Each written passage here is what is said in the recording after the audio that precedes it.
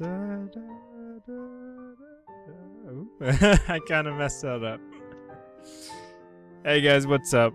My name is Brian from Kingdom Hearts Cross Nation, and today we're announcing the winner for my free VIP giveaway that I just had recently. I'm just loving this background music. It feels so nice. Today I'm announcing our winner for my giveaway contest, and I had a lot of fun doing this contest. It was very exciting to see what you guys came up with. Honestly, I felt like it was a big success.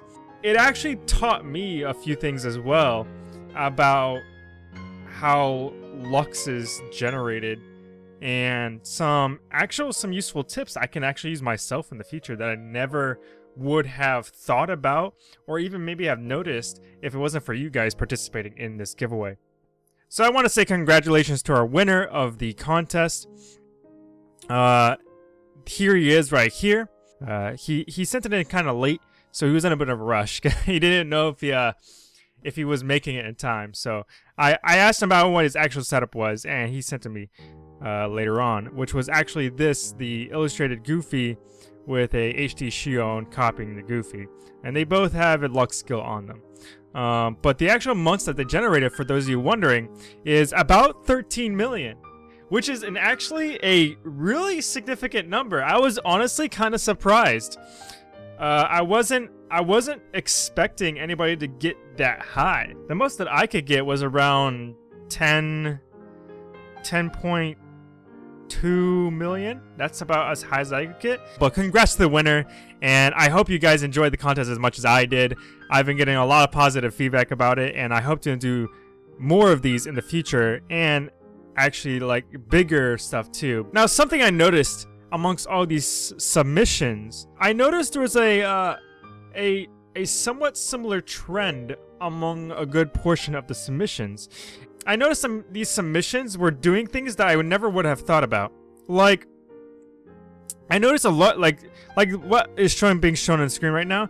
I noticed a large portion of the giveaways, or not, of the submissions, actually were only using 2 or 3 actual medals, maybe 4 if you're using, depending on how you're using the friend medal. Okay, and that some parts of the Keyblade, if not a good portion of it, would just be left blank.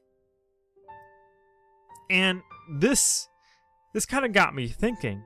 I'm still using like a full-blown 6 medal setup, but these people are generating almost the same amount of Lux as I am, if not more, with only like 2-3 medals. Now this says something. And it honestly got me curious and made me want to try it out and like confirm for myself whether or not, like, am I just going crazy? Are these people just trying to like cheat me out or something? Essentially. But I actually went back and tried it out myself, and what I found was, actually I can go into my game real quick. So here's my game. So what I found was, go to equipment. What I found was that I could do almost the exact same thing that they did, and only do like 2-3 medals and generate the same amount of Lux. So like, this is my raid boss Lux setup at the moment. Okay. I also have illustrated Goofy, but I don't have any traits. Oh, actually I do, but I don't have any useful traits on it. So when I actually went back and tried out whether or not this was an actual thing, this is the kind of the setup that I did. I believe I did something along these lines right here, where I had just these 2 and a friend medal. I might have been using Kairi too, I don't remember, but I basically only had like 2-3 medals.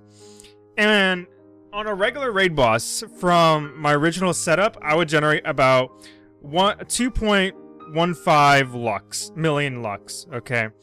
And then when I tried out this method and used only like 2 to 4 medals, I found out that I was still generating almost the exact same amount. That pretty much got me wondering, like, is the old Lux generating method for raid bosses like no longer relevant? Are we now in a stage where it's a lot easier to generate Lux because of how low the raid boss's health are becoming now?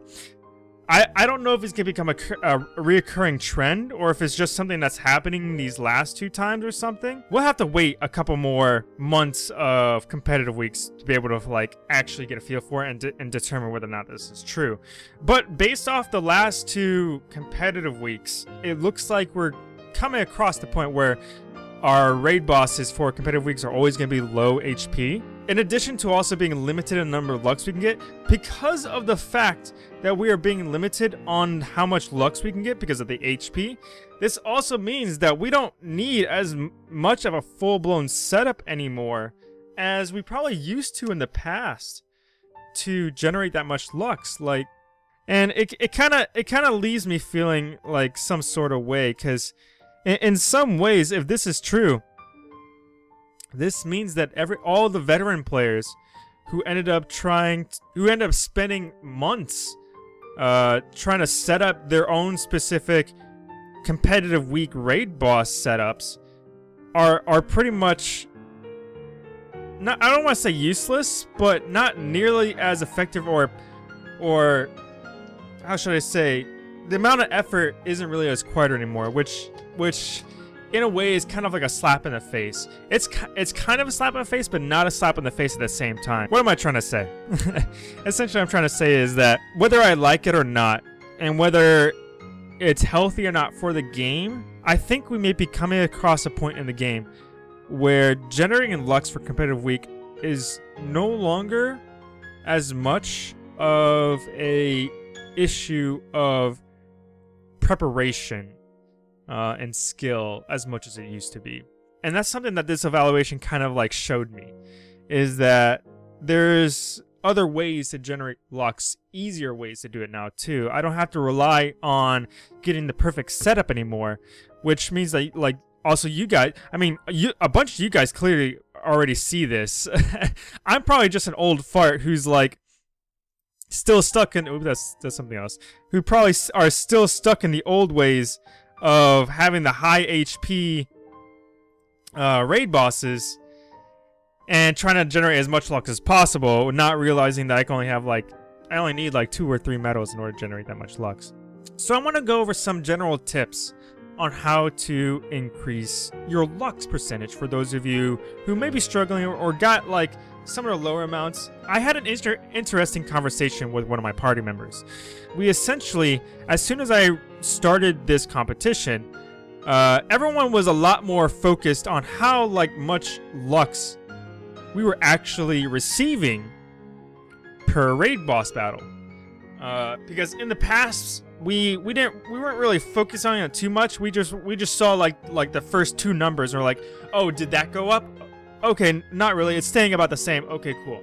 However, after I started doing this contest, I started noticing about certain things about their Lux generation each battle.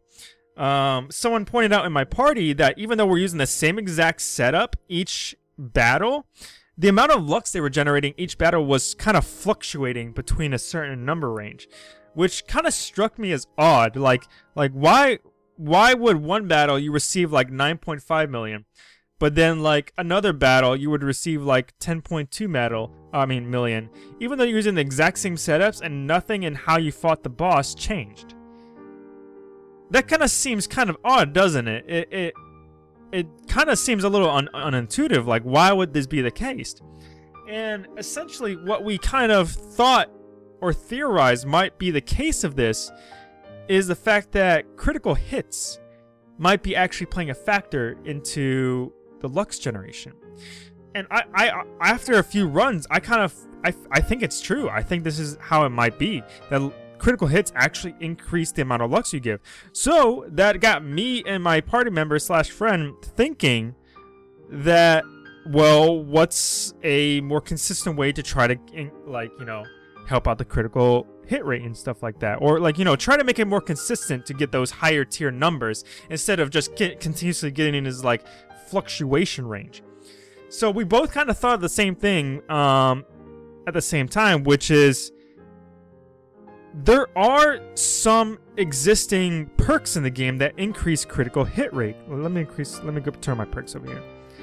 So, as far as I can tell, at the moment, there's only a handful, not even a handful, like literally there's only like less than a handful of actual accessories that increase your critical hit rate in the game. But as far as I could tell, almost all the critical hit perks are neck related accessories, which means that I can only equip one critical hit perk at +5 at most, which is kind of fortunate because I've always kind of wondered, like, it would be nice if there was a perk that could help generate Lux.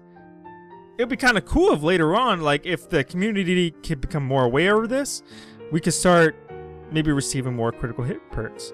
But I can see right here, this is kind of like the outfit I started wearing after I made this realization, where I would have the critical hit perk +5, but I would also have the raid boss perk, which increases the chance of a raid boss appearing when you defeat the eggs to spawn the boss and stuff, or just defeating Heartless to spawn a boss. That's what the raid boss perk does. So I started wearing this outfit when fighting the raid bosses as well, because of the critical hit perk. And what I started noticing, it was, just like I mentioned before, my consistency on actually hitting those higher ranges of Lux actually was being achieved. Like, I was actually receiving that amount of Lux, which was pretty cool. And I was honestly kind of surprised, but very intrigued and like excited at the same time, because I'm like, oh crap, I can actually generate more Lux because of just because of my perks, my accessory setup. Like, that's really cool. I got really excited about that, and I hope Senna releases more of that in the future. So just a quick wrap it up, I'm gonna go over some quick advice on how to essentially go over making a good Lux generation setup, like a Lux farming setup. And at least for me, I personally would try to have a full-blown setup if possible, because you never know when Senna is gonna just, pull the rug out right underneath us, like they have always been. More so recently than in the past, I would probably say. But because for all I know, like, even though the raid bosses for competitive weeks are low right now, they could always just randomly jump right back up and have large amounts in the future. So having a full Keyblade setup is preferable, although seeing how in the direction that we're heading right now, you may not need that at the moment. So you could probably slip by with just like 2 or 3 medals, like I was mentioning before.